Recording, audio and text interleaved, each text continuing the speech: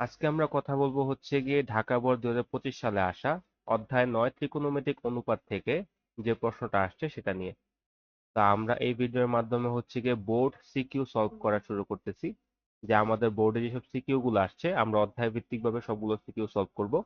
তা আমরা প্রথমে হচ্ছে গিয়ে সাধারণ গণিতের অধ্যায় 9 ত্রিকোণমিতিক অনুপাত দিয়ে শুরু করতেছি। ঢাকা বোর্ড 2025 সালের প্রশ্ন। তো দেখো 7 নম্বর প্রশ্ন ছিল আমার ত্রিকোণমিতিক অনুপাত থেকে। সেখানে বলা হয়েছে হচ্ছে গিয়ে দৃশ্যকল্প 2 m ইকুয়াল sec থিটা এবং n ইকুয়াল tan থিটা। তার মানে এখানে m এবং n এর দুইটা মান দেওয়া আছে। m এর মান দেওয়া আছে sec থিটা এবং n এর মান দেওয়া আছে tan থিটা। এখানে দৃশ্যকল্প একটা নাই। দৃশ্যকল্প একটা হচ্ছে গিয়ে আমাদের ছিল অধ্যায় 10 থেকে, অর্থাৎ দূরত্ব ও উচ্চতা অধ্যায়ের প্রশ্ন ছিল এখানে। যার কারণে আমাদের গ নম্বর প্রশ্নটাও দেখো এখানে নাই। অর্থাৎ দৃশ্যকল্প এক থেকে গ নম্বর প্রশ্নটা ছিল। আমরা যখন অধ্যায় 10 নিয়ে কথা বলবো বা আলোচনা করব তখন হচ্ছে গিয়ে আমরা সেটা সলভ করব। যেহেতু আমরা শুধুমাত্র অধ্যায় 9 নিয়ে কথা বলতেছি, তার কারণে আমরা সেটা এখানে রাখি নাই। তো দেখো, তা আমাদের উদ্দীপক দেওয়া আছে। উদ্দীপকের পর দেখো ক নম্বর প্রশ্নে কি বলছে, tan 7x equal cot 8x হলে x এর মান নির্ণয় করো। তার মানে এখানে 7x টা হলো থিটা, cot 8x এর ক্ষেত্রে 8x হলো থিটা। তা আমাদের এখানে x এর মান নির্ণয় করতে বলছে, তার মানে আমাদের ক নাম্বারের সাথে উদ্দীপকের কোনো সামঞ্জস্য নাই। তার মানে কি ক নাম্বারটা আমরা আলাদাভাবে করতে হবে। খ নাম্বার দেখো কি বলছে, m into n equal to √3 হলে থিটা এর মান নির্ণয় করো। তার মানে আমার এখানে উদ্দীপক অর্থাৎ দৃশ্যকল্প দুইটা প্রয়োজন, যেখানে আমার m এর মান দেওয়া আছে sec থিটা এবং n এর মান দেওয়া আছে tan থিটা। তার মানে আমাদের sec থিটা tan থিটার মান বসায় আমাদের এখানে কি থিটার মানটা নির্ণয় করতে হবে। তা আমরা এখন এই প্রশ্নটা সলভ করার চেষ্টা করব ধাপে ধাপে, ঠিক আছে? তো চলো প্রথম আমরা ক নাম্বার সলভ করার জন্য যাই। তো দেখো আমাদের ক নাম্বার যেটা বলছিল যে tan 7x equal cot 8x হলে x এর মান নির্ণয় করো। তা আমরা কি করব, প্রথমে লিখবো দেওয়া আছে।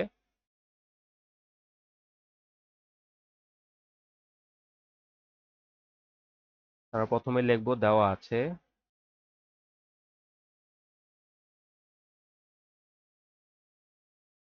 আমাদের কি দেওয়া আছে, tan 7x equal cot 8x।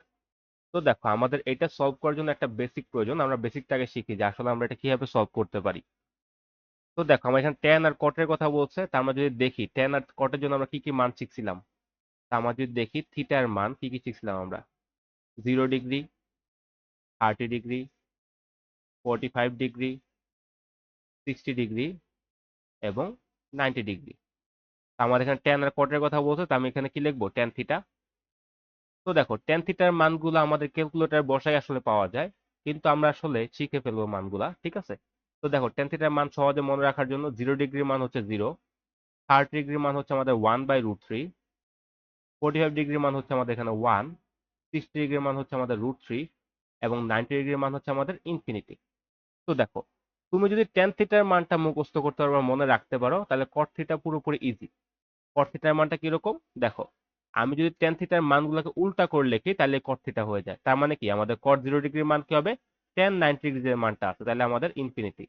কট 30 ডিগ্রির মান হবে কি, ট্যান 60 ডিগ্রির মান, তার মানে আমাদের √3। তাহলে আমাদের কট 45 ডিগ্রির মানটা কি হবে, ট্যান 45 ডিগ্রির মান কত, 1।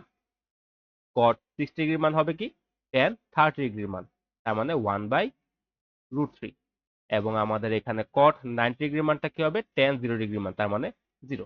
তো দেখো আমি কি করলাম, ট্যান থিটার মান যেটা ছিল আমাদের, আমাদের ট্যান থিটার মান যেটা ছিল সেটাকে আমি শুধুমাত্র উল্টা দিক থেকে লিখলাম, তাহলে আমার কট থিটার মান পেয়ে গেলাম।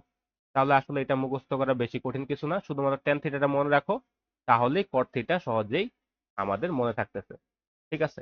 অনেকে আছে ক্যালকুলেটর দিয়ে বের করে, ক্যালকুলেটর দিয়ে সবগুলো মান বের করা যায়, ওটাও করতে পারি আমরা। তো দেখো এটা কেন লিখলাম, এটা লেখার একটা কারণ আছে। দেখো আমি যদি বলি এখানে যে আমাদের এখানে tan 60 ডিগ্রি, tan 60 ডিগ্রি মানটা দেখো তো কত, √3। ওইটা আমাদের কট কত ডিগ্রির মান, কট 30 ডিগ্রির মান। তার মানে কি লিখতে পারি আমি, কট 30 ডিগ্রি। এটাকে আমি এভাবে লিখতে পারি না, দেখো তো আমি যদি লিখি কট 90 ডিগ্রি -60 ডিগ্রি, এটা মানে কি, কট 90 থেকে যদি 60 চলে যায়, তাহলে কি 30 থাকতো, তার মানে কি এটা যেই কথা এটা একই কথা না? তো দেখো আমি ট্যান কে চাইলে এভাবেও লিখতে পারতেছি, দেখো ট্যান 60 ডিগ্রি মানে কি, কট 90 ডিগ্রি -60 ডিগ্রি, এটা। আবার দেখো আমি যদি বলি ট্যান 30 ডিগ্রি তার মানে কি আমাদের tan 30 ডিগ্রি মানে হচ্ছে আমাদের কটের কত ডিগ্রি দেখো, tan 30 ডিগ্রি মানে হচ্ছে 1/√3, এটা হলো কট 60 ডিগ্রি মান। তাহলে আমি বলতে পারি কট 60 ডিগ্রি। আমি এটাকে এভাবে লিখতে পারি না, কট 90 ডিগ্রি মাইনাস 30 ডিগ্রি। তার মানে দেখো আমি যদি tan এর যে মানটা 30 ডিগ্রি, এটা যদি কটের 90 থেকে বিয়োগ করি, তাহলে আমি কি কট 60 ডিগ্রি মানটা পাইতেছি। তার মানে আমি এটা এভাবে লিখতে পারতেছি। তাহলে কি হয়, আমি tan কে কটে কনভার্ট করতে পারি এভাবে। আবার দেখো আমি যদি লিখি কট 0 ডিগ্রি, কট 0 ডিগ্রির মান কত দেখো তো, ইনফিনিটি। ওইটা আমাদের কত ডিগ্রির মান tan এর, ওইটা আমাদের হচ্ছে গিয়ে tan 90 ডিগ্রির মান। আমি এটাকে এভাবে লিখতে পারি না, tan 90 ডিগ্রি মাইনাস 0 ডিগ্রি। তার মানে দেখো আমি কটকে টেনেও কনভার্ট করতে পারতেছি। তার মানে কি হচ্ছে, আমি টেন কে কটে কনভার্ট করতে হলে কি করা লাগতেছে, 90 থেকে বিয়োগ করা লাগতেছে, এবং কটকে টেনে কনভার্ট করতে হলে কি করতেছি, 90 থেকে বিয়োগ করতেছি। তার মানে আমি এখানে কি শিখলাম, এখানে শিখলাম হচ্ছে কি আমাদের যে কোনো একটা মানকে যদি আমার তার উল্টাটাই কনভার্ট করতে চাই, তার মানে কি আমাদের এখানে টেন কে কট অথবা কট কে টেন, যেটাই করতে চাও তোমার কি করতে হবে, 90 থেকে কি করতে হবে, বিয়োগ করতে হবে কার মানটা, থিটার মানটা। তুমি যদি এটা করতে পারো তাহলে কি কনভার্ট হয়ে যাবে, এটা আমাদের এখানে ইম্পর্টেন্ট। তাহলে দেখো আমার এখানে কি দেওয়া আছে, টেন দেওয়া আছে আর কট দেওয়া আছে। আমি কি করতে পারি, চাইলে টেন কে কটে কনভার্ট করতে পারি অথবা কট কে টেনে কনভার্ট করতে পারি। তাহলে কিভাবে করব, আমরা টেন টেনের মতো রাখি, টেন 7x ইকুয়াল কট কে আমি টেনে কনভার্ট করতে কি লিখতে পারি, টেনে কনভার্ট করতে হলে টেন লেখা লাগবে, আর 90 থেকে কি করতে হবে, থিটাটা বিয়োগ করতে হবে। থিটা কত এখানে, 8x। তাই আমি এটা কি করবো, 90 ডিগ্রি থেকে বিয়োগ করে দেবো, এটা আমার 90 ডিগ্রি। তাহলে দেখো এটা আমার টেনে কনভার্ট হয়ে গেল। তাহলে এখন কি করতে পারি দেখো, দুই পাশে আমার টেন আছে, তার মানে আমি দুই পাশে টেনটা বাদ দিতে পারি। তাহলে কি হবে, আমার টেন বাদ দিলে এখানে থাকবে আমাদের 7x, আর এখানে কি থাকবে আমাদের 90 ডিগ্রি মাইনাস 8x হইলো। তারপর দেখো আমার এক্স এর মানটা লাগবে, তো যার মানটা লাগবে তার মানগুলো আমি কি করব, বাম পাশে রাখবো। তার মানে 8x, এখানে আমার এক্স আছে, তার মানে এটা কি আছে আমাদের, আমাদের এটা ডান পাশে আছে, আমরা এটাকে বাম পাশে নিয়ে আসবো। তাহলে কি হবে আমাদের 7x মাইনাসটা হয়ে যাবে প্লাস, সাইড চেঞ্জ করলে, তাহলে আমাদের 8x এগুলো হচ্ছে আমাদের 90 ডিগ্রি। আমি এখানে কি করতে পারি, 8 আর 7 মিলে কত হয়, 15x ইকুয়াল 90 ডিগ্রি। আমার লাগবে এক্স এর মান, তাহলে আমাদের কি 15টাকে কি করতে হবে, সাইড চেঞ্জ করতে হবে। এখানে 15টা কি আছে আমাদের, গুণ আছে, সাইড চেঞ্জ করলে যাবে ভাগ। তাহলে আমার কি হচ্ছে, এক্স ইকুয়াল 90 ডিগ্রি ভাগ 15। তাহলে আমার কি হচ্ছে দেখো, 90 ডিগ্রিকে 15 দিয়ে ভাগ দিলে কত আসে আমাদের, 6 ডিগ্রি। তার মানে আমি এখানে এক্স এর মানটা পেয়ে গেলাম। তাহলে সুতরাং নির্ণেয় মান এক্স ইকুয়াল 6 ডিগ্রি, এটা আমাদের এটার জন্য অ্যান্সার। তাহলে আমাদের 1 নাম্বার প্রশ্নটা শেষ, ক নাম্বার প্রশ্ন শেষ।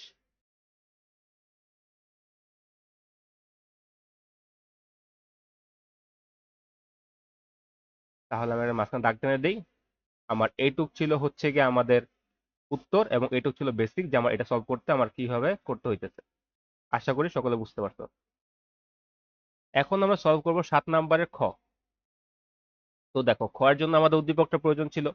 উদ্দীপকে দেওয়া আছে কে এম ইকুয়াল sec থিটা এবং এন ইকুয়াল tan থিটা, আর বলছে এম এন ইকুয়াল 2√3 হলে থিটার মান নির্ণয় করো।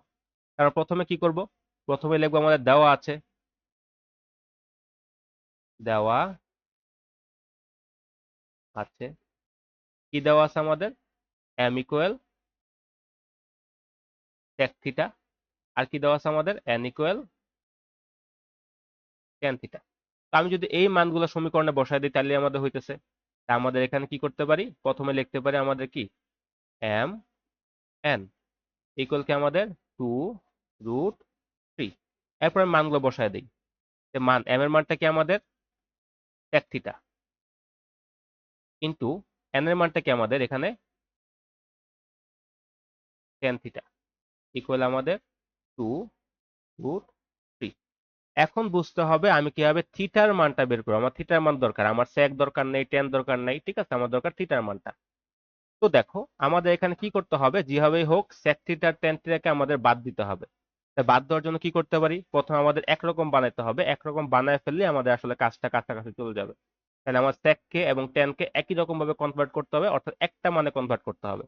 তো দেখো আমি যদি এখানে দেখি আমাদের sec থিটার সূত্রটা কি ছিল, আমরা যদি sec থিটার একটা সূত্র লিখি, sec থিটা কিভাবে কনভার্ট করতে পারি, সূত্রটা ছিল কি আমাদের, আমাদের sec থিটা ইকুয়াল ছিল কি আমাদের, sec থিটা ছিল যে আমাদের 1/cos থিটা, আর আমাদের tan থিটা এটা কি ছিল আমাদের, tan থিটা ছিল হচ্ছে কি আমাদের sin theta by cos theta. ঠিক আছে, tan থিটা আরেকটা ছিল কি 1/cot থিটা, তো আমার ওইটা কেন দরকার নাই, কারণ cot থিটা নিয়ে তো আমার লাভ নাই। এখানে দেখো এটা নিলে কি সুবিধা হচ্ছে, সেকটাও cos এ কনভার্ট হচ্ছে, ট্যানটাও সাইন আর cos এ কনভার্ট হচ্ছে, আমার দুটার মধ্যে আমি একই জিনিস পাচ্ছি cos। আমি এই জন্য কি করব, দুটাকে আমি এখানে cos এ কনভার্ট করার জন্য দুটার মধ্যে সূত্র বসাবো কি, প্রথমে sec থিটার মধ্যে বসাবো আমি 1/cos থিটা, কারণ sec theta equal 1/cos theta, আর tan থিটার মধ্যে বসাবো কি আমি sin theta by cos theta, equal কত হইলো আমাদের 2√3। এইটুক পারলাম। এখন দেখো কি করতে হবে, cos কে তুমি সাইনে কনভার্ট করো অথবা সাইন কে cos এ কনভার্ট করো, ওই কাজটা করলে কি সবগুলো একই একটা এসে পড়বে, তাহলে আমার কাজটা আরো ইজি হয়ে যাবে। তো দেখো, তারপরে কাজটা যদি আমি এই পাশে করি, তো প্রথমে কি করব আমি, দেখো এখানে cos থিটা আর cos থিটা গুণ আছে, উপরে 1 আর sin থিটা গুণ আছে, তাই আমি যদি কাজটা করি কি হবে আমাদের এখানে, এখানে হচ্ছে উপরে হবে আমাদের 1 আর sin থিটা মিলে কি হবে sin থিটা, আর নিচে কি হবে আমাদের cos থিটা মিলে cos স্কয়ার থিটা, আর এখানে থাকবে কত আমাদের 2√3। এখন দেখো একটা জিনিস, এখন যদি আমি একটু দেখি, নিচে cos স্কয়ার থিটা আসছে, তা আমরা জানি সাইন কে cos বা cos এ সাইন কে কনভার্ট করতে হলে আমাদের স্কয়ার আসলে একটা সুবিধা আছে। সুবিধাটা কি, দেখো একটা সূত্র আছে, স্কয়ারের সূত্র কি, সূত্র ছিল আমাদের সাইন আর cos এর ক্ষেত্রে, sine square theta plus cos square theta equal ছিল আমাদের 1। এখন দেখো না cos স্কয়ারটা আছে, তাই cos থাকলে আমি কি সাইনে কনভার্ট করতে পারি, কিভাবে করতে পারি, আমি যদি লিখি cos স্কয়ার থিটা ইকুয়াল কি হয় আমাদের 1 মাইনাস সাইন স্কয়ার থিটা। তো দেখো তখন এটাও সাইন হয়ে গেল, আগেও সাইন ছিল উপরে, তাহলে সব সাইন হয়ে গেল, তাই আমার সুবিধা হচ্ছে। তো আমি কি করব, আমার এখানে উপরে সাইন থিটা থাকবে, আর নিচে cos স্কয়ার থিটাকে লিখবো কি আমি 1 মাইনাস সাইন স্কয়ার থিটা, এটা হচ্ছে কি আমাদের 2√3। এখন দেখো সব সাইনে কনভার্ট হয়ে গেল। এখন আমরা কি করতে পারি, আমার এখানে এটা কি আছে, ভাগ আছে, সাইড চেঞ্জ করলে যাবে গুণ, তার মানে আমি এটা সাইড চেঞ্জ করে দিতে পারি। আমার এখানে থাকবে সাইন থিটা, আর এখানে কি হবে আমাদের 2√3, আর গুণ থাকবে আমাদের 1 মাইনাস সাইন স্কয়ার থিটা। এখন দেখো রুট এর সাথে গুণ করে দাও এটা, আমার এখানে কি থাকবে সাইন থিটা, 2√3 আর 1 গুণ করলে কত হয় 2√3, এবং সাইন স্কয়ার থিটার সাথে গুণ করলে কত হবে আমাদের 2√3 সাইন স্কয়ার থিটা।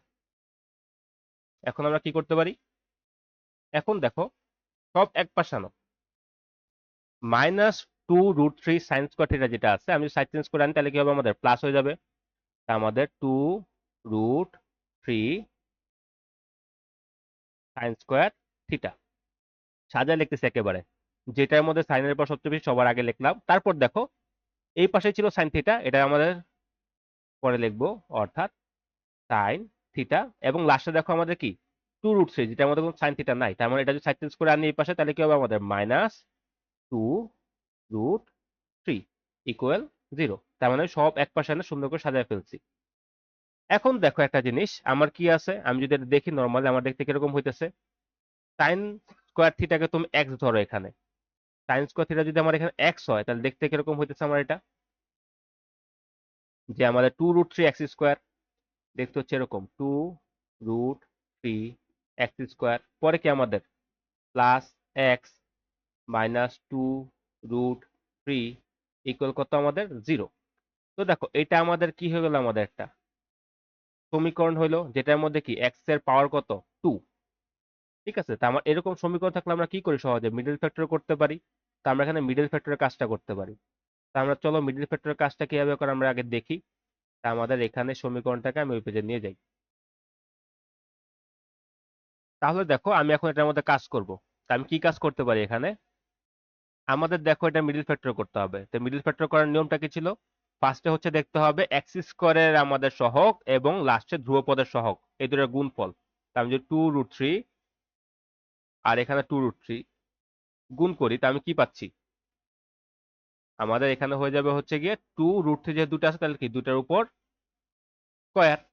আমরা এখানে কি করতে পারি? 2 এর স্কোয়ার মানে কত আমাদের 4, আর √3 স্কোয়ার মানে কত? স্কোয়ারের রুট কাটা যাবে, থাকবে কত 3, তাহলে হচ্ছে কত আমার সব মিলে 12। এটা হলো আমার প্রথম কাজ, যে আমাদের দেখতে হবে এক্স স্কোয়ারের সহগ এবং ধ্রুবপদের মধ্যে যেটা আছে সেটার গুণফল কত হয় 12।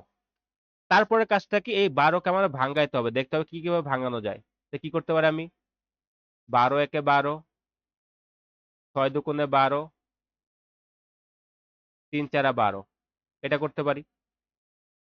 ঠিক আছে, তা আমি দেখো 12কে ভাঙাইতে পারি, 12 একে 12, 6 দুগুণে 12 এবং কি 4 সাথে 3 গুণ করলেও 12 হচ্ছে।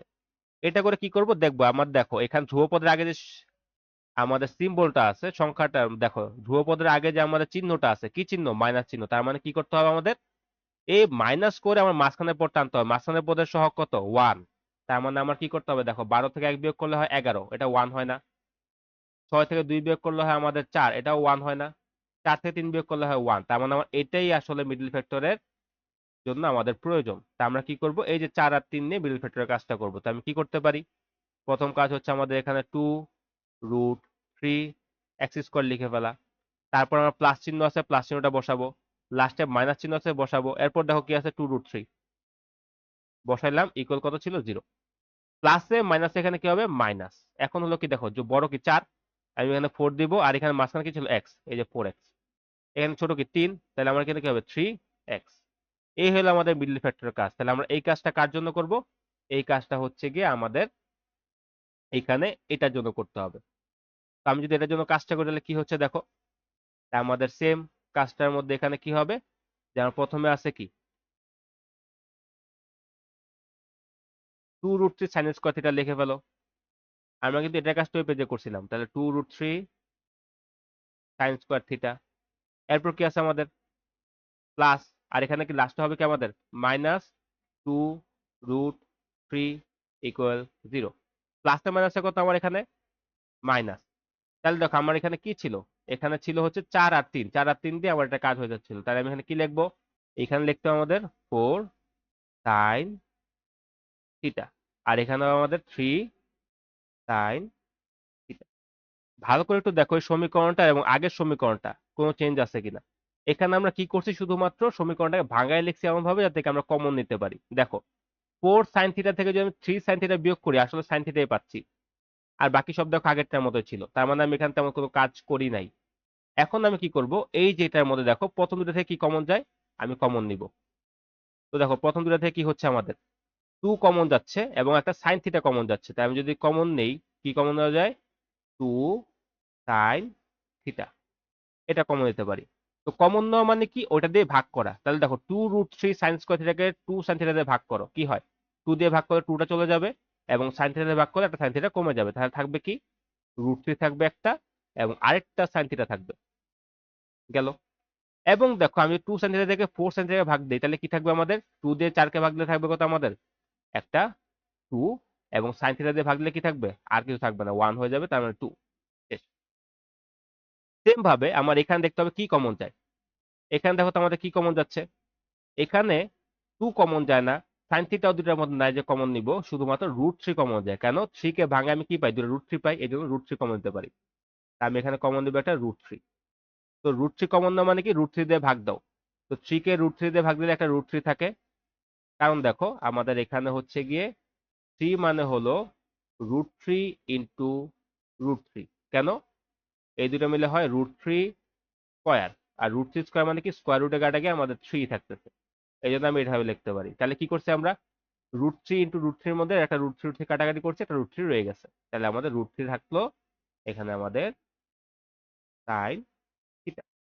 এবং দেখো, সরি, এখন দেখো সাইন থিটা, এরপর কি হচ্ছে আমাদের √3, এখান থেকে দেখো ভাগ দাও, টু রুট থেকে রুট থ্রি ভাগলে কি থাকবে আমাদের? আমাদের একটা টু থাকবে। এখানে চিহ্নটা কি হবে দেখো তো, আমার এখানে মাইনাসও কিন্তু কমন নিচ্ছি, আমি মাইনাস রুট থ্রি কমন নিচ্ছি, তার কারণে কি হবে, ভিতরে চিহ্নগুলো সব চেঞ্জ হবে। এখানে মাইনাস থ্রি সাইন থিটা ছিল, এটা হয়ে গেছে আমাদের root three sine theta plus. এবং এখানে কি মাইনাস টু রুট থ্রি ছিল, রুট থ্রি দিয়ে ভাগ দেওয়ার পর থাকবে কি প্লাস টু ইকুয়াল জিরো। আমার এই লাইনের মধ্যে প্রথম দুটো থেকে আমি কমন নিলাম। আমার তাহলে এখানে কি কাজ করছে আমরা যদি দেখি, আমরা এখানে এই যে এই দুটো থেকে কমন নিচ্ছি, কমন নিয়ে আমি এভাবে লিখতে পারতেছি, এবং এই দুটো থেকে আমি কমন নিচ্ছি, কমন নিয়ে আমি এটা লিখতে পারতেছি। এখানে কি কমন নিচ্ছি আমি, মাইনাস রুট থ্রি কমন নিচ্ছি, যার কারণে চিহ্নগুলো সব চেঞ্জ হয়ে গেছে। এখন কাজ করতে হবে এই লাইনটা নিয়ে। আমার এই লাইনটা নিয়ে কাজটা যেটা আছে আমি যদি পরের পেজে করি,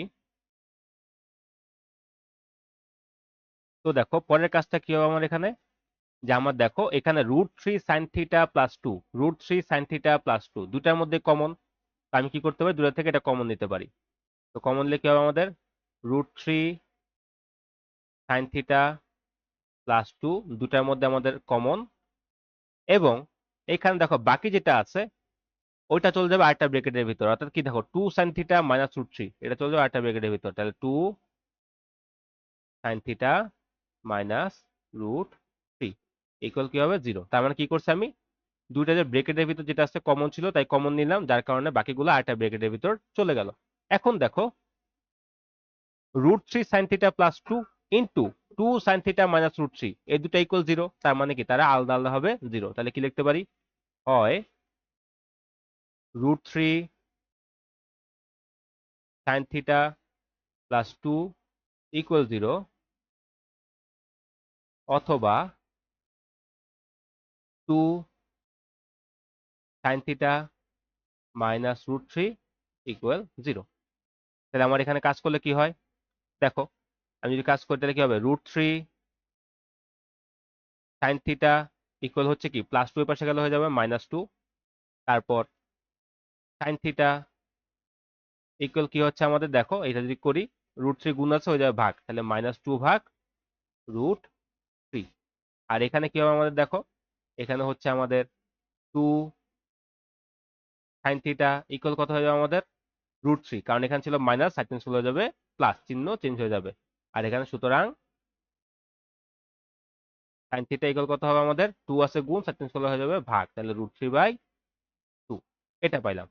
এখন দেখো থিটা আমার বের করতে হলে কি করা লাগে আমাদের, আমার থিটা আমার বের করতে হলে কি করা লাগে, থিটা ইকুয়াল কি সাইন থিটা যদি সাইন চেঞ্জ করে যাবে কি sine inverse,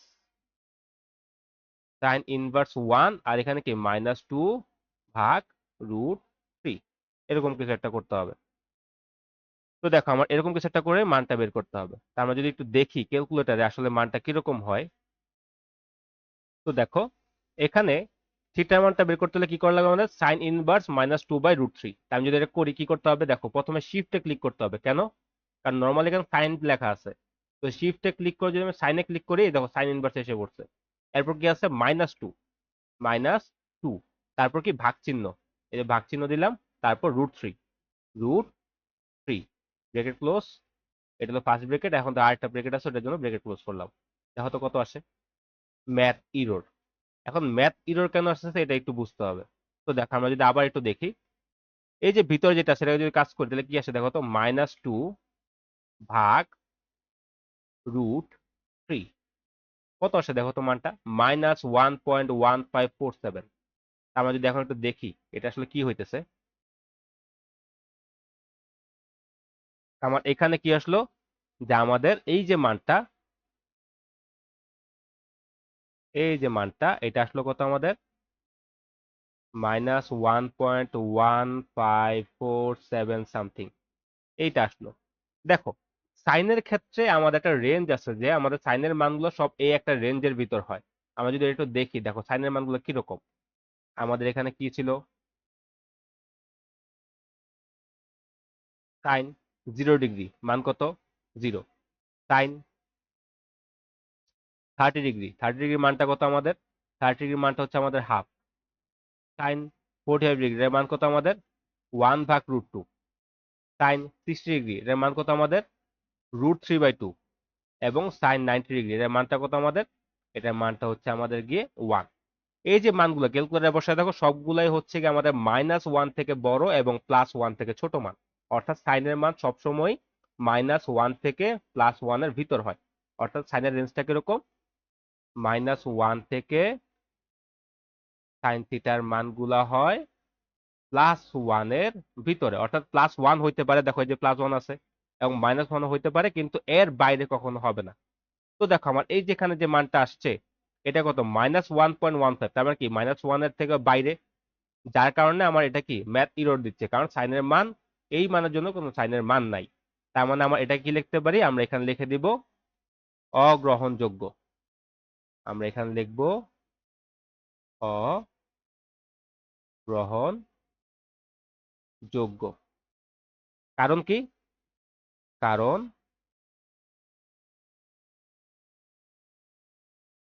sine theta less than equal 1 greater than equal -1। অর্থাৎ সাইন থিটার মানটা আমাদের -1 থেকে বড় হয় এবং +1 থেকে ছোট হয়, যার কারণে আমি এখানে কোনো মান পাচ্ছি না। এই একটা গেল। আর আরেকটা আছে বাকি, এখন দেখি এটার মধ্যে কি হয়। তো দেখো আমার এটার মধ্যে যদি কাজ করি, তাহলে সাইন থিটা ইকুয়াল কি √3/2। দেখো যদি সাইন থিটার মান তোমার মন থাকে তাহলে তোমার এটা চেনার কথা, অথবা যদি তোমার মন না থাকে তাহলে কি করবা, এটাকে ক্যালকুলেটর নিয়ে এভাবে বসাবা যে থিটা ইকুয়াল সাইন ইনভার্স √3/2। এই যদি আমি ক্যালকুলেটরে বসাই তাহলে আমি কি পাবো, সাইনের একটা মান পেয়ে যাবো, যে মানটা আমার থিটার মান।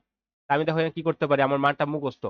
কিভাবে মুখস্থ, দেখো আমি পরের পেজে লিখছি যে 60° মান কত, √3/2। তাই আমি এখানে কি লিখতে পারি, আমি লিখতে পারি, পরীক্ষা আমরা এভাবে করবো, যে আমি পরীক্ষা লিখতে পারি কি, যে সাইন থিটা ইকুয়াল কি √3/2, কত ডিগ্রি মান সাইনের, 60° মান, তো সাইন 60°। আমার এখানে কি দুই পাশে সাইন বাদ দিলে কি আছে আমাদের, থিটা ইকুয়াল 60°। তার মানে কি এটা অগ্রহণযোগ্য, দেখো আমি থিটার মানটা পেয়ে গেলাম। তার মানে আমাদের এখানে যে প্রশ্ন ছিল, এই প্রশ্নের মধ্যে এম আর এন ইকুয়াল 2√3 হলে থিটার মান কত, 2√3 হলে থিটার মানটা হওয়া লাগবে অবশ্যই আমাদের এখানে 60°, তাহলেই আমাদের কাজ করবে, অর্থাৎ সমীকরণটা সঠিক। আমি এখানে কি পেলাম, থিটার মান 60°। সুতরাং কি লিখবো, সুতরাং নির্ণেয় সমাধান থিটা ইকুয়াল 60°। এটা আমাদের অ্যান্সার। এটা করলে আমাদের ত্রিকোণমিতির অংশ থেকে ঢাকা বোর্ডে যা আসছিল সব শেষ, আমরা সবগুলো শেষ করে ফেললাম। এই ছিল ঢাকা বোর্ডে আসা ত্রিকোণমিতির প্রশ্ন। আশা করি সবাই বুঝতে পারছো। ধন্যবাদ সবাইকে।